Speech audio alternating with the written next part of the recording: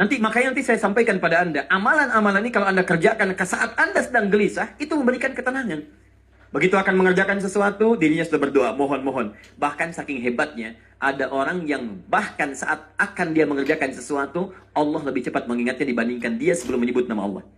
Sehingga ada orang berdoa, baru dikabulkan. Ada orang yang belum minta, sudah Allah kabulkan.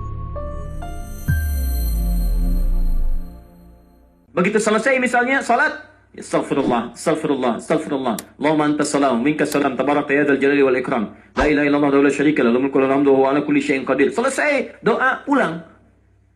Tapi poin ini tidak ada. Karena hakikatnya latihan-latihan yang tadi, subhanallah, alhamdulillah, itu mengingatkan dia dengan Allah. Nanti kita akan bahas. Makanya kalau ada orang-orang setelah sholat, zikir juga, belum mampu mendekatkan dia dengan Allah, ada yang salah juga dalam zikirnya. Jadi Anda pasca sholat belum ingat Allah. Dilatih lewat zikir. Zikir itu menambah ingatan Anda kepada Allah. Jadi kalau lisan Anda mengucapkan banyak hal tentang Allah, yang membantu diri Anda diangkat supaya dekat dengan Allah, Anda belum dekat juga dan ingat pada Allah, ada yang salah dalam aktivitas itu. Yang paling hebat, Anda mengerjakannya setiap hari tapi tidak paham apa yang Anda kerjakan. Itu yang paling luar biasa dan sangat ironis. Baik, kita mulai amalan pertama. Dalam Quran. Dalam Quran, ini ada yang sifatnya umum. Quran surah 2 ayat 152. Paling kanan, agak ke bawah.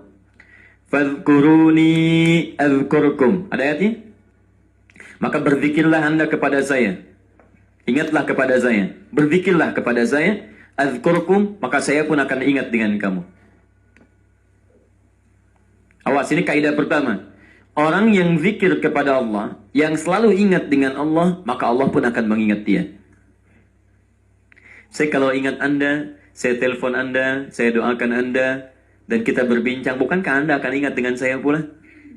Jika makhluk saja sudah begitu, maka bagaimana dengan Allah subhanahu wa ta'ala yang tidak sama sifatnya dengan makhluknya? Laisa kamitslihi syai'. Sekarang perhatikan baik-baik. Ini kaidah ya, ini kaidah. Ini manfaat dari zikir. Tadi saya sampaikan di awal bukan cuma sunnah untuk dilakukan, tapi ada hal yang sangat istimewa.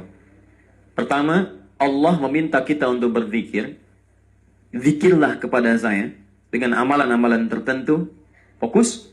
Maka ketika Anda ingat dengan saya akan ingat Anda kepada Allah. Saya akan ingat Anda kata Allah. Perhatikan baik-baik. Fungsi zikir yang pertama, kita akan selalu diingat oleh Allah subhanahu wa ta'ala. Oke lah. Lihat. Allah minta kita ingat Allah dengan kata perintah. Fadhkuruni, ingat kalian kepada saya. Tapi jawaban dari Allah menggunakan bentuk progresif. Mudhari'.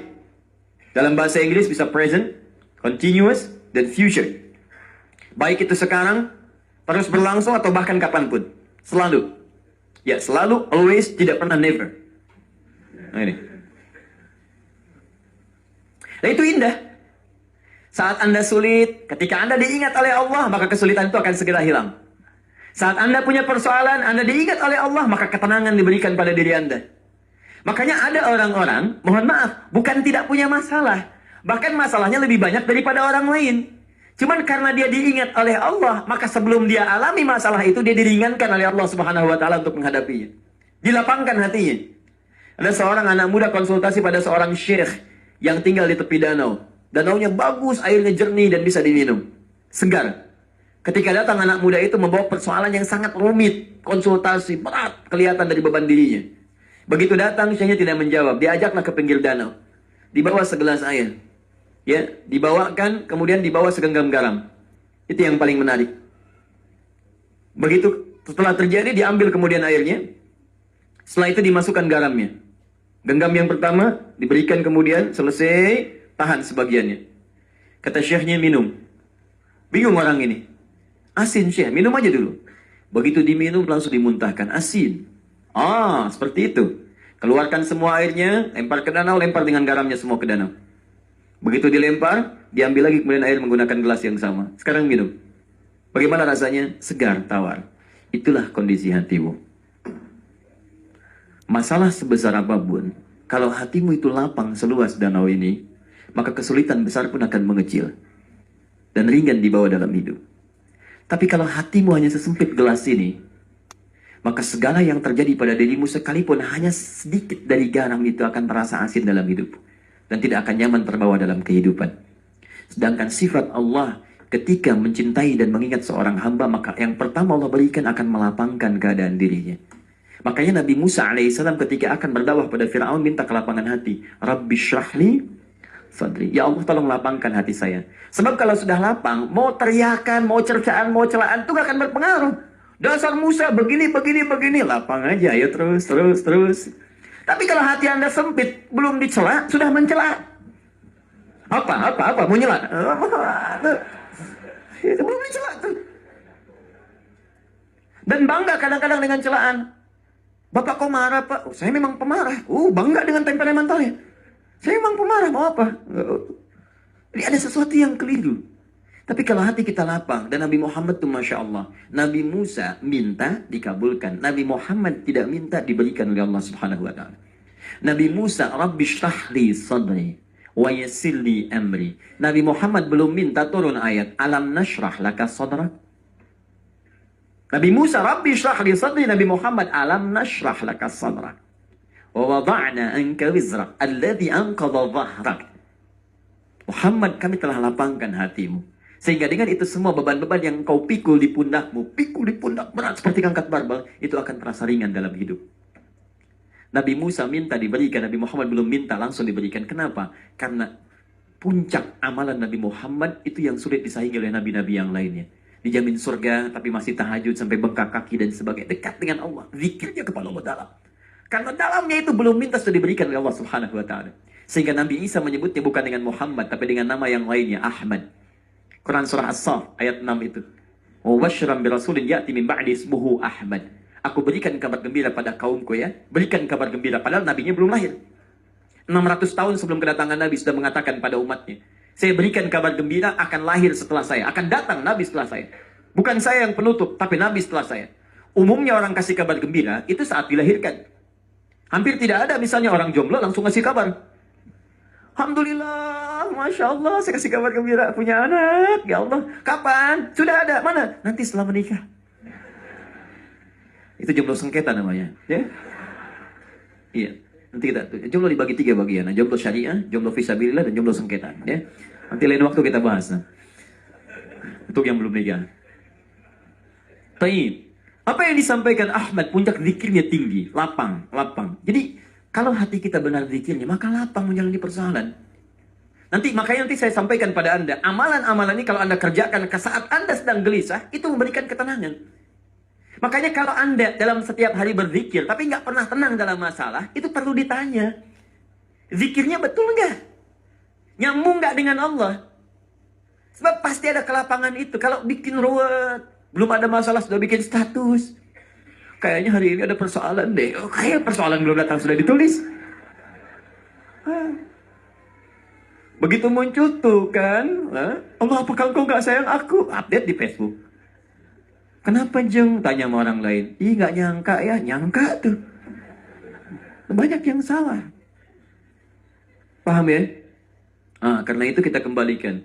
Jadi ini manfaat yang pertama. Jadi fungsi zikir itu jangan tinggi-tinggi dulu, yang lain-lain dulu. Puncaknya adalah kenyamanan dalam hati, kelapangan. Sama. Ini bukan cuma dengan teman-teman, ustadz juga sama, kiai sama, ya habaib dan sebagainya. Harus berzikir. Bukan cuma ustadz, saya sudah ustadz, nggak usah saya levelnya sudah, nggak bisa. Zikir.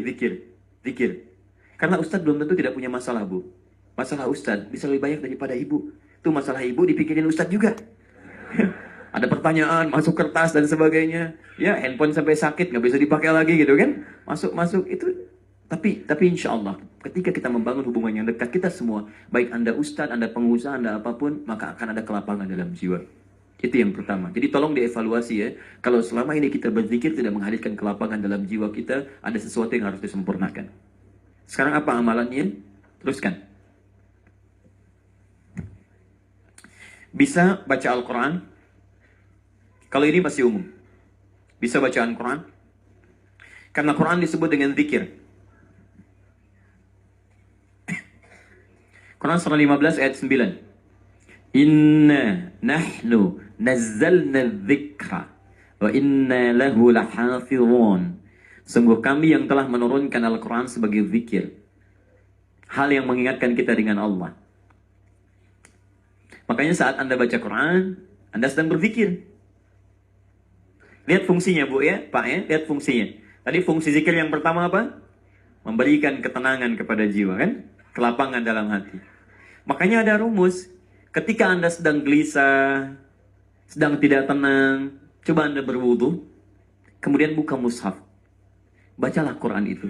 Demi Allah saya katakan, begitu Anda buka mushaf, itu akan sedikit banyak walaupun belum dibaca, sudah ada ketentraman dalam jiwa. Begitu dibacakan, Toha, Masya Allah, keluar ketenangan dalam jiwa Anda. Walaupun gak baca Toha misalnya, Anda baca Wadduha, Wallayli idha saja, Ma wadda'aka rabbuka wa ma qala. Dibacakan, tiba-tiba tanpa terasa air mata Anda mulai mengalir. Semua beban itu kayak ringan. Setelah itu ada ketenangan dalam jiwa. Setelah itu tawakal terbentuk. Setelah itu Allah, Engkau yang menitipkan persoalan, Engkau yang memberikan solusinya. Tidak mungkin Kau titipkan kepada hamba ya Allah kalau hamba tidak sanggup untuk menerimanya. La yukallifullahu nafsan illa wus'aha. Sudah selesai. Enak. Coba dipakai. Ini jangan cuma dipakai nanti pasca sholat udah baca, nanti kita lihat bacaan-bacaannya apa saja. Tapi itu tidak hadir dalam kehidupan kita. Latihan itu untuk dipraktekkan dalam dunia nyatanya.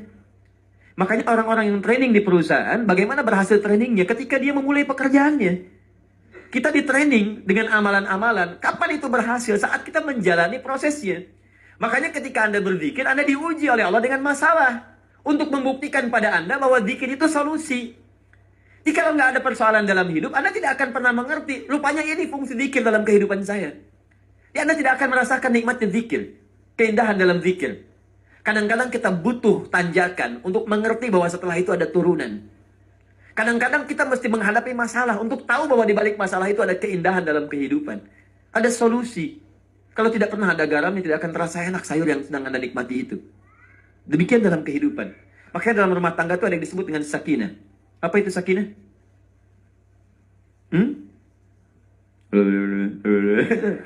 Nggak usah malu-malu. Kalau tidak tahu katakan Allahu a'lam. Anda ini bagaimana menuliskan surat undangan? Di surat tertulis semoga sakinah, mawaddah dan rahmah. Oke. Apa artinya? Ya, sakinah Ustaz anak pertama, mawaddah anak kedua, rahmah anak ketiga. Haula wala quwwata illa billah. Sakinah sering diartikan tenang. Padahal ingat, tenang itu ada dua. Ada tumaninah, ada sakinah. Itu beda. Kalau tumanina, itmi'nan, itu ketenangan yang dilahirkan lewat ibadah. Jadi begitu ibadah, sedang, dan atau selesai ibadah, tenang. Itu tumanina. Itmi'nan. Makanya zikir itu ibadah. Fungsi zikir memberikan ketenangan. Ala bizikrillahi tatma'innul qulub. Quran surah 13 ayat 28. Di dalam salat ada tumanina. Ruku tumanina. Ya kan? Sujud tumanina. Ada ketenangan dalam menunaikan. Bukan berhenti sejenak. Bukan. Ustaz, tumanina itu apa? Berhenti sejenak. Kalau lama, ngetem. Tidak. Paham ya? Jadi begitu ruku tumanina maksudnya sampai tenang. Baca sampai tenang, dibaca sampai jiwa kita tenang. Mendapatkan ketenangan darinya. Sujud tumanina, selesai. Nah, sakinah beda. Sakinah itu, kalau orang Arab mengatakan begini. Sakanatis syajaratu idza dhahabatir rih. Ranting itu akan tenang kalau angin yang menerpanya sudah pergi. Ketenangan yang lahir setelah melewati proses gelombang persoalan. Itu sakinah. Jadi kalau angin bertiup, bergoyang kan pohonnya? Begitu anginnya pergi, dia tenang. Kadang-kadang ketenangan ranting itu dibutuhkan angin yang menggoyangkannya sehingga terasa nikmatnya tenang itu. Tenang. Kalau Anda tidak pernah mendapati gelombang di laut, tidak akan merasakan bagaimana tenangnya keadaan kapal yang tanpa gelombang itu. Di begitu ada gelombang, Allah tuh semua berdoa. Begitu gelombang selesai, ada ketenangan tersendiri yang berbeda. Nikmat, ada rasa. Rasa kenikmatan, ketenangan, kenyamanan, dan sebagainya. Di kawan-kawan sekalian, kenapa kemudian Anda tahu dalam bahasa Arab disebut dengan pisau? Pisau bahasa Arabnya apa? Sikin, seakar dengan kata sakinah. Bukankah Anda kalau mau masak sayuran dipotong-potong pakai pisau? Potong, selesai. Begitu selesai dipotong, tenang, selesai, makan enak gitu. Masya Allah. Coba kalau makan durian gak dipotong dulu. Ya? Timun, macam-macam segalanya tidak dipotong, tidak diiris. Dia akan nyaman. Makanya sakinah, kenapa disebut sakinah? Karena konsep ketenangan di rumah tangga tidak akan pernah ada kenikmatan yang tenang sempurna kecuali diuji dengan persoalan-persoalan. Di persoalan itu bukan ingin membuat rumah tangga bermasalah, tapi ingin menghadirkan dan meningkatkan kualitas kehidupan rumah tangga. Sehingga dengan kualitas itu muncul masalah selesai, kualitas semakin meningkat. Bagaimana cara mengatasinya? Ada solusinya. Makanya setelahnya ada mawadah dan rahmat. Tahan itu babnya, saya kembalikan ke sini. Paham ini? Jadi yang pertama, itu bisa dengan membaca Al-Quran. Zikir. Baca Al-Quran. Karena itu Al-Quran disebut dengan zikir. Taib. Kalau tidak ingin susah dalam membaca, dan di mana saja bisa dipakai. Kalau baca kan biasanya diorientasikan ada mushaf ya. Sedang tidak tenang, ambil mushaf, berwudu, menghadap kiblat, baca tenang. Kalau Anda ingin dimanapun tenang, tanpa harus mencari mushaf, hafalkan Qurannya. Jangan ketawa. Jadi mudah. Dan ini serius. Karena tidak ada satupun kitab di muka bumi ini yang dijamin kemudahan dalam menghafal kecuali Al-Quran. Dan ini mukjizat Al-Quran. Dan ini membuktikan bahwa Quran firman Allah. Kalau dia perkataan manusia, maka akan sama sifatnya dengan karya manusia yang lain. Silahkan cek, karya manusia itu mustahil ada kemudahan dalam menghafalkannya. Mustahil. Walaupun dia hafal ada banyak keliru, ada yang tidak sempurna kalimatnya, ada yang salah hurufnya. Silakan yang hafal Undang-Undang Dasar misalnya. Undang-Undang Dasar 1945, KUHP dan sebagainya. Anda bisa cek, apakah ada kemudahan semudah menghafal Al-Quran? Kalimat di Undang-Undang Dasar, kemudian kalimat jumlahnya hitung, samakan dengan satu surah dalam Al-Quran. Dengan jumlah yang sama. Akan beda cara Anda menghafal dan beda kemudahannya. KUHP misalnya, ya silakan hafalkan. Anda akan temukan banyak perbedaan-perbedaan di dalamnya. Semua karya manusia akan memiliki sifat-sifat kemanusiaan. Tapi firman Allah tidak akan pernah disaingi oleh manusia. Karena itu, saya cek pada Anda. KUHP, Ustadz ada yang hafal sempurna. Orang lihat. Orang yang nggak bisa lihat, bisa nggak hafal. Anda yang muda, anak kecil bisa nggak hafal. Anak yang belum balik bisa nggak hafal KUHP. Orang yang sudah sepuh 82 tahun bisa nggak hafal KUHP. Dan seterusnya. Sulit untuk menemukan ini. Tapi Al-Quran tidak. Al-Quran tidak. Anak kecil, Masya Allah, anak-anak, orang dewasa, yang dewasa kekanak-kanakan, yang sudah sepuh dan sebagainya, yang melihat, yang belum bisa melihat dan sebagainya, hafal Quran. Kalau bukan firman Allah mustahil. Tapi persoalannya, ketika Allah minta kita menghafal, ternyata Quran itu disebut dengan zikir. Quran surah ke-54, ayat 17, ayat 22, ayat 32, ayat 40. Walaqad yassarnal Qur'ana lidzikri. Fahal min mudzakir. Sungguh kami telah mudahkan Al-Quran sebagai zikir. Jadi maaf sesungguhnya. Jadi orang-orang yang punya hafalan Quran dalam dirinya, seharusnya ada dua hal yang membedakan dia dengan yang belum hafal. Apa perbedaannya? Perbedaan pertama, karakteristiknya akan cenderung tampil lebih tenang. Tenang. Dan kelembutan. Karena lapang jiwanya. Ahli Quran itu mesti beda. Cek Bu ya, Pak ya, kalau Anda menitipkan anak Anda di tempat hafalan Quran, kembali dari situ tidak berubah karakternya, ada yang salah hafalannya. Ada yang keliru. Penghafal Quran itu kelihatan dari sikap, tawaduknya, tenangnya, ya gambar. Dia paham kapan dia mesti meledak-ledak.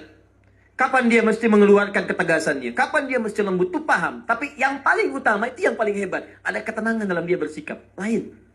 Silahkan cek Anda kumpulkan penghafal Quran, akan beda Pak. Dari sikapnya, Masya Allah, bahkan senyumnya, bahkan dari gayanya, macam-macamnya, dan seterusnya itu Masya Allah, akan ada perbedaan. Cek, jadi anak Anda, kalau Anda menghafal Quran, bahkan Anda pribadi menghafal Quran, tidak merubah perilaku kita jadi lebih baik, lebih lapang dalam kehidupan, itu pasti ada yang keliru dalam hafalannya. Dua, ahli Quran, itu akan jadi lebih dekat dengan Allah Subhanahu wa Ta'ala. Karena kalimat-kalimat yang dia hafalkan kalimat zikir. Dan itu firman Allah. Makanya kalau ada orang yang menghafal firman Allah, tidak dekat dengan Allah, ada yang salah dengan Qurannya. Ada yang tidak hafal Qul Huwallahu Ahad. Yang hafal Qul Huwallahu Ahad, boleh angkat tangan? Alhamdulillah. Qul Huwallahu Ahad. Surat apa itu? Al-Ikhlas, Masya Allah. Semakin dibaca, semakin berkurang keikhlasan. Kenapa? Kaitannya bukan dengan konteks itu. Ada yang tidak tepat. Lihat, Qul Huwallahu Ahad.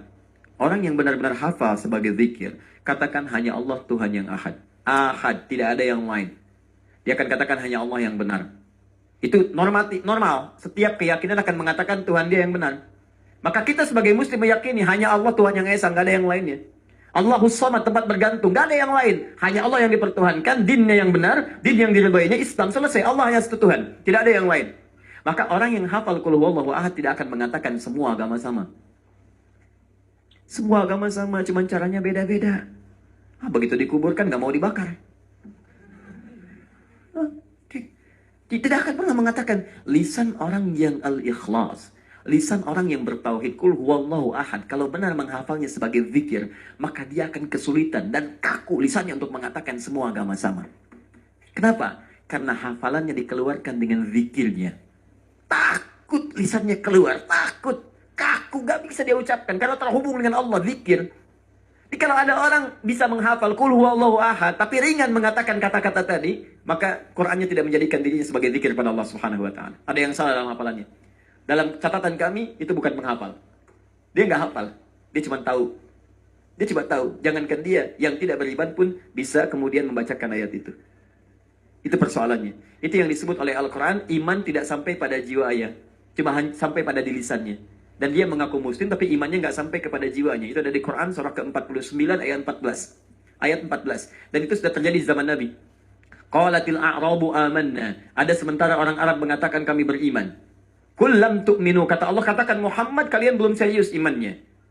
Walakin qulu aslamna. Tapi katakan pada mereka kalian baru mengatakan masuk Islam. Walamma yadkhulul imanu fi qulubikum. Tapi iman nggak sampai ke dalam jiwa kalian. Karena itu karena nggak sampai kepada Kulub itu tempatnya zikir. Ala bidzikrillahi tatmainnul kulub. Ya, tempatnya zikir, menyambung dengan Allah. Karena iman tidak sampai pada jiwanya, tidak memberikan respon dalam dirinya untuk diamalkan dalam kehidupan, cuma di lisan. Makanya banyak orang mengatakan A, B, C, tapi nggak ada amalannya, nggak ada nyambung dengan Allah.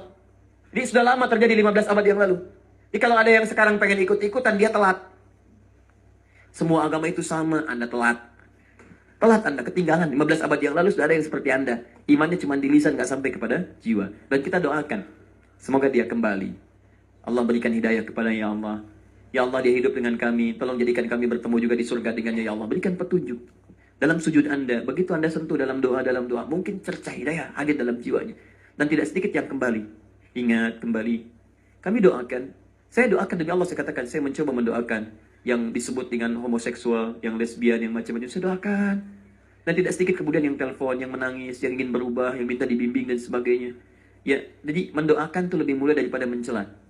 Dan kita berikan solusi, nilai-nilai kebaikan. Kita ajak teman-teman untuk berubah. Adapun itu pilihan dia, mau kembali atau tidak, pilihan Anda. Pilihan Anda, tapi kita bisa memilih untuk mendakwahi dengan cara-cara yang lembut. Paham ya?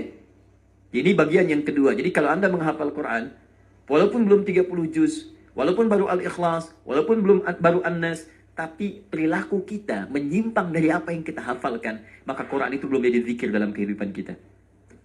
Paham ya? Sekali lagi, Quran belum jadi zikir dalam kehidupan. Bukan kita, saya tidak ikutan.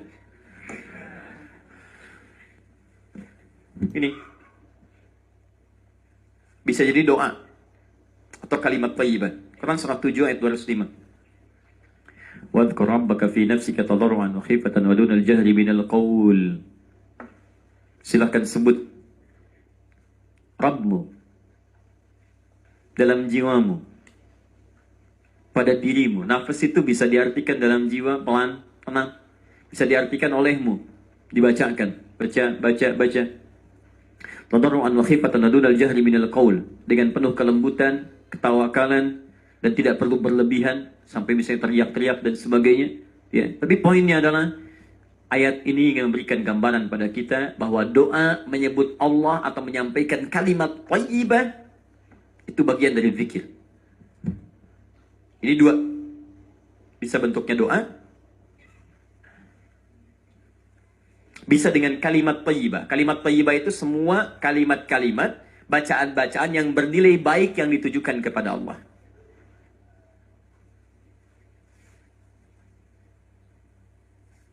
Istighfar baik tidak? Astagfirullah. Subhanallah. Alhamdulillah. Baik. Allahu Akbar. Baik. La ilaha illallah wa la syarikalah. Baik. Semua baik. Itu kalimat thayyibah namanya. Kalimat thayyibah. Sudah? Dan doa. Doa juga sama. Bukankah dalam doa Anda menyebut Allah? Ya Allah, mohon ya Allah, Rabbana, dan seterusnya. Paham? Baik. Sekarang bagian terakhir. Kita susun dulu ya. Setelah disusun, baru kemudian diuraikan.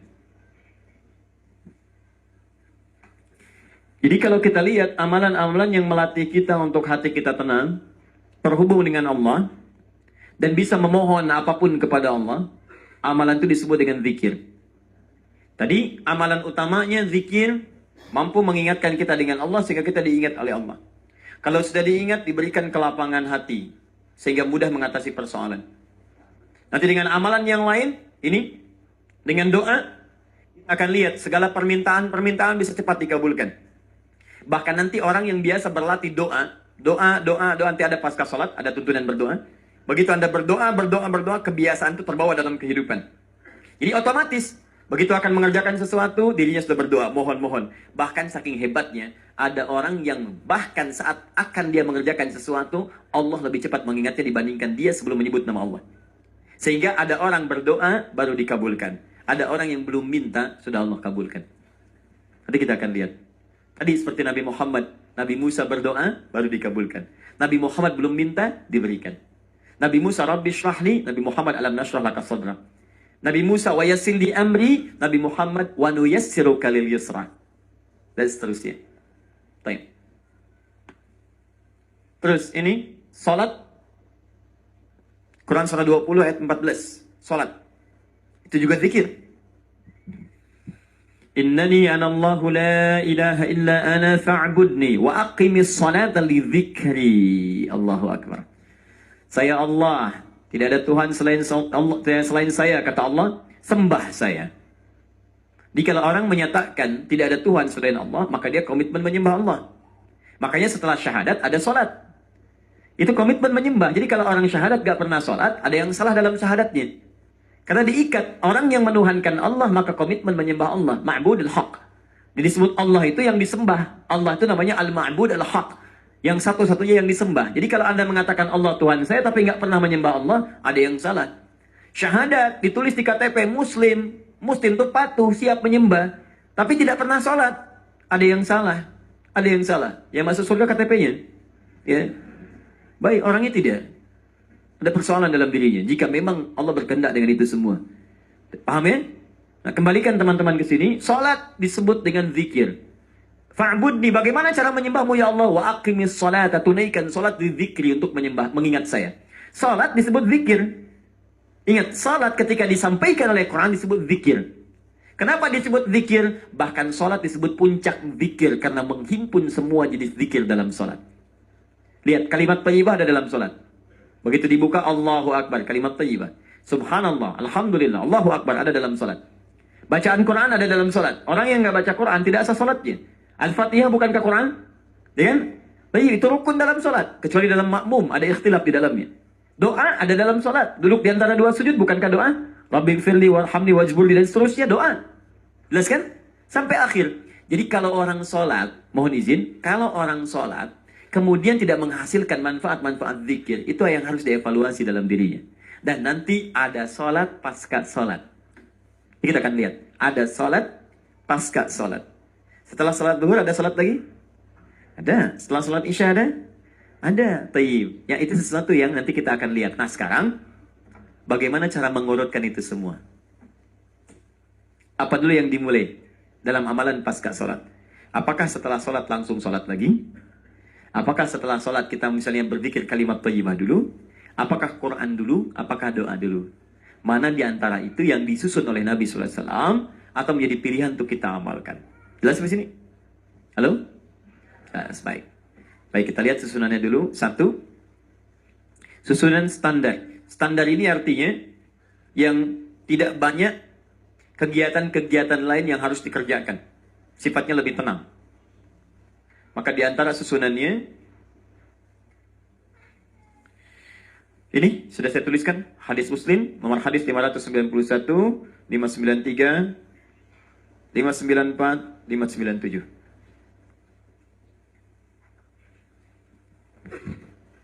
Ini susunan pertamanya, istighfar.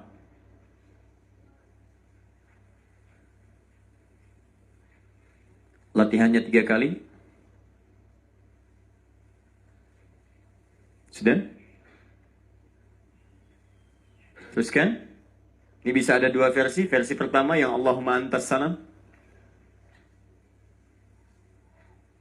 Nanti insya Allah di pertemuan berikutnya kita coba bagikan ya susunan-susunan zikirnya supaya nanti mudah diketahui. Jadi kita tuliskan dulu saja. Sudah? Yang ini sekali. Teruskan. Ini kedua, satu, dua, teruskan. Ini garis besarnya. Selanjutnya, la ilaha illallah.